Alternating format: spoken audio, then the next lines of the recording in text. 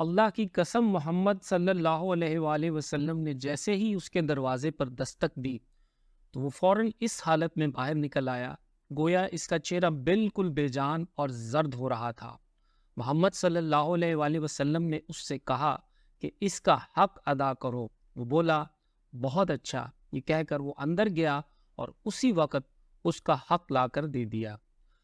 قریشی سردار یہ سارا واقعہ سن کر بہت پریشان ہوئے۔ انہوں نے ابو جہل سے کہا تمہیں شرم نہیں آتی؟ جو حرکت تم نے کی ایسی تو ہم نے کبھی نہیں دیکھی۔ جواب میں اس نے کہا تمہیں کیا پتا، جو ہی محمد صلی اللہ علیہ وآلہ وسلم نے میرے دروازے پر دستک دی اور میں نے ان کی آواز سنی تو میرا دل خوف اور دہشت سے بھر گیا۔ پھر میں باہر آیا تو میں نے دیکھا کہ ایک بہت قد آور اونٹ میرے سر پر کھڑا ہے۔ میں نے آج تک اتنا بڑا اونٹ کبھی نہیں دیکھا تھا۔ اگر میں ان کی بات ماننے سے انکار کر دیتا تو وہ اونٹ مجھے کھا لیتا۔ کچھ مشرک ایسے بھی تھے جو مستقل طور پر آپ صلی اللہ علیہ وآلہ وسلم کا مذاق اڑایا کرتے تھے۔ اللہ تعالیٰ نے ان کے بارے میں ارشاد فرمایا، ترجمہ: یہ لوگ جو آپ صلی اللہ علیہ وآلہ وسلم پر ہنستے ہیں اور اللہ تعالیٰ کے سوا دوسروں کو معبود قرار دیتے ہیں، ان سے آپ صلی اللہ علیہ وآلہ وسلم کے لیے ہم کافی ہیں۔ ان مذاق اڑانے والوں میں ابو جہل، ابو لہب، عقبہ بن ابی معیط، حکم بن عاص بن امیہ جو حضرت عثمان رضی اللہ عنہ کا چچا تھا، اور عاص بن وائل شامل تھے۔ ابو لہب کی حرکات میں سے ایک حرکت یہ تھی کہ وہ حضرت صلی اللہ علیہ وآلہ وسلم کے دروازے پر گندگی پھینک جایا کرتا تھا۔ ایک روز وہ یہی حرکت کر کے جا رہا تھا کہ اسے اس کے بھائی حضرت حمزہ رضی اللہ عنہ نے دیکھ لیا۔ حضرت حمزہ رضی اللہ عنہ نے وہ گندگی اٹھا کر فوراً ابو لہب کے سر پر ڈال دی۔ اسی طرح عقبہ بن ابی معیط نبی کریم صلی اللہ علیہ وآلہ وسلم کے دروازے پر گندگی ڈال جایا کرتا تھا۔ عقبہ نے ایک روز آپ صلی اللہ علیہ وآلہ وسلم کے چہرہ مبارک کی طرف تھوکا۔ وہ تھوک لوٹ کر اسی کے چہرے پر آ پڑا۔ جس حصے پر وہ تھوک گرا وہاں کوڑ جیسا نشان بن گیا۔ ایک مرتبہ عقبہ بن ابی معیط سفر سے واپس آیا تو اس نے ایک بڑی دعوت دی، تمام قریشی سرداروں کو کھانے پر بلایا۔ اس موقع پر اس نے حضرت صلی اللہ علیہ وآلہ وسلم کو بھی بلایا، مگر جب کھانا مہمانوں کے سامنے چنا گیا تو آپ صلی اللہ علیہ وآلہ وسلم نے کھانے سے انکار کر دیا اور فرمایا میں اس وقت تک تمہارا کھانا نہیں کھاؤں گا جب تک کہ تم یہ نہ کہو اللہ تعالیٰ کے سوا کوئی عبادت کے لائق نہیں۔ چونکہ مہمان نوازی عرب کے لوگوں کی خاص علامت تھی اور وہ مہمان کو کسی قیمت پر ناراض نہیں ہونے دیتے تھے، اس لیے عقبہ نے کہہ دیا میں گواہی دیتا ہوں کہ اللہ کے سوا کوئی معبود نہیں۔ یہ سن کر آپ صلی اللہ علیہ وآلہ وسلم نے کھانا کھا لیا۔ کھانے کے بعد سب لوگ اپنے گھر چلے گئے۔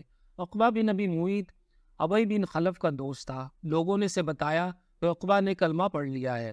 ابی بن خلف اس کے پاس آیا اور بولا عقبہ کیا تم بے دین ہو گئے ہو؟ جواب میں اس نے کہا خدا کی قسم میں بے دین نہیں ہوا، یعنی مسلمان نہیں ہوا ہوں۔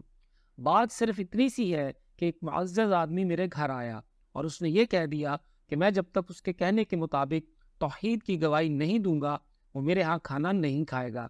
مجھے اس بات سے شرم آئی کہ ایک شخص میرے گھر آئے اور کھانا کھائے بغیر چلا جائے، اس لیے میں نے وہ الفاظ کہہ دیے اور اس نے کھانا کھا لیا۔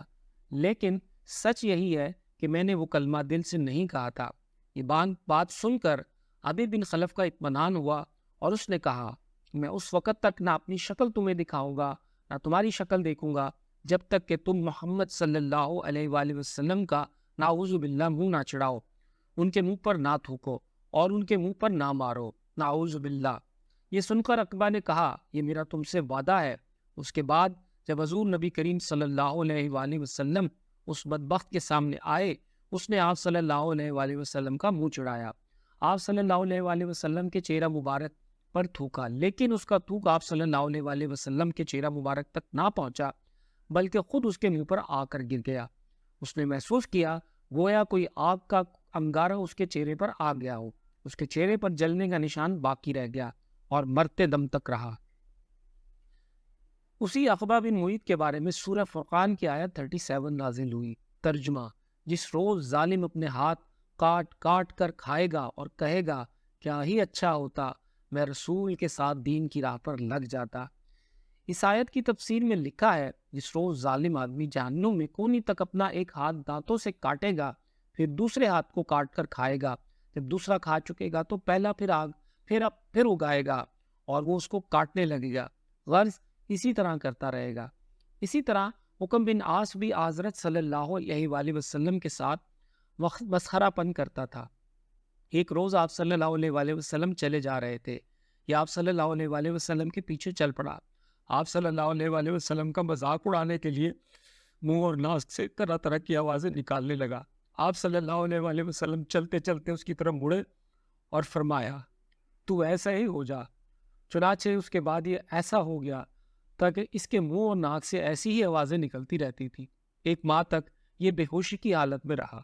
اس کے بعد مرتے دم تک اس کے منہ اور ناک سے ایسی ہی آوازیں نکلتی رہی۔ اسی طرح عاص بن وائل بھی آپ صلی اللہ علیہ وآلہ وسلم کا مذاق اڑایا کرتا تھا۔ وہ کہا کرتا تھا، محمد صلی اللہ علیہ وآلہ وسلم اپنے آپ کو اور اپنے ساتھیوں کو نعوذ باللہ یہ کہہ کر دھوکہ دے رہے ہیں کہ وہ مرنے کے بعد دوبارہ زندہ کیے جائیں گے۔